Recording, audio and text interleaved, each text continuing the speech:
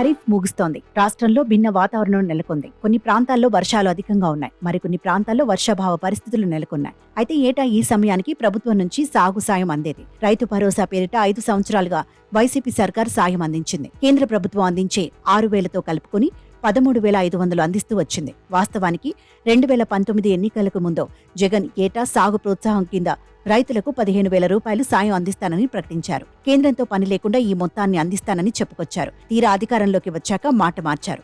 ప్రధానమంత్రి కిసాన్ పథకం కింద 6,000 రూపాయలతో కలుపుకొని మరో 7,500 మాత్రమే ఇచ్చారు. అయితే జగన్ సర్కార్ గత 5 ఏళ్లుగా రైతులను మోసం చేసిందని, తాము అధికారంలోకి వస్తే ఏటా సాగు సాయం కింద 20,000 రూపాయలు అందిస్తామని చంద్రబాబు ప్రకటించారు. అయితే కూటమి ప్రభుత్వం అధికారంలోకి వచ్చి 50 రోజులు గడుస్తున్నా ఈ పథకానికి ఎటువంటి కసరత్తు జరగడం లేదు. అధికారంలోకి వచ్చిన వెంటనే ఈ పథకం పేరును అన్నదాత సుఖీభవగా మార్చారు. వెబ్సైట్లో సైతం మార్పులు చేశారు. దీంతో పథకం త్వరలో అమలు చేస్తారని అంతా భావించారు. కానీ ఇంతవరకు స్పష్టమైన ప్రకటన లేదు. మరోవైపు చూస్తుంటే ఖరీఫ్ మధ్యలో ఉంది. మరో నెల రోజుల్లో ముగుస్తుంది. ఎప్పుడు అమలు చేస్తారంటూ రైతులు ప్రశ్నిస్తున్నారు. ఇటీవలి చంద్రబాబు చేస్తున్న ప్రకటనలు ఆందోళనకు గురిచేస్తున్నాయి.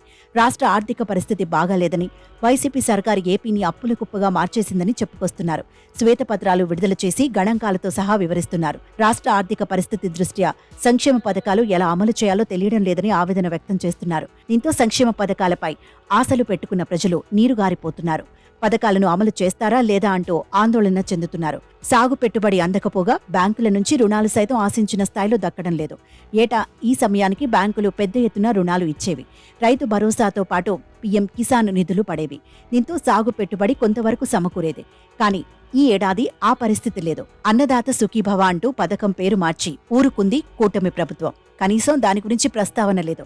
ఎప్పుడు ఇస్తారో కూడా చెప్పడం లేదు. మరోవైపు సెప్టెంబర్ 2వ వారంతో ఖరీఫ్ సీజన్ ముగుస్తుంది. దీంతో అప్పటికే రైతులు అన్ని విధాలుగా పెట్టుబడులు పెట్టుకుంటారు.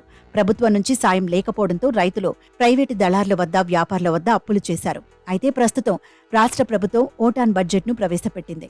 స్వల్ప కాలానికి సంబంధించి ఈ బడ్జెట్ కొనసాగనుంది. ప్రభుత్వ ఆదాయ వ్యయాల గురించి ఒక అంచనాకు రానుంది. అందుకు అనుగుణంగా సంక్షేమ పథకాలను అమలు చేయనుంది.